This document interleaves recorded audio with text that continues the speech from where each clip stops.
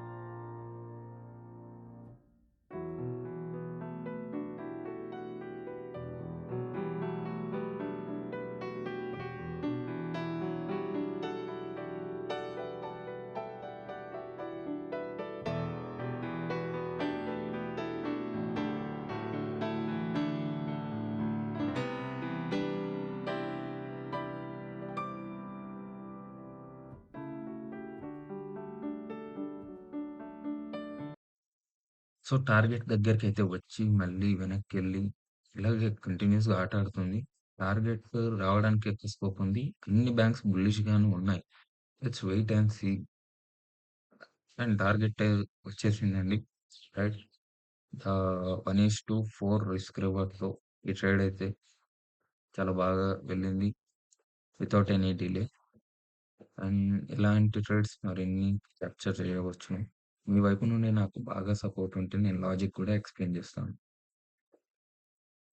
Hope you like the video. Thank you.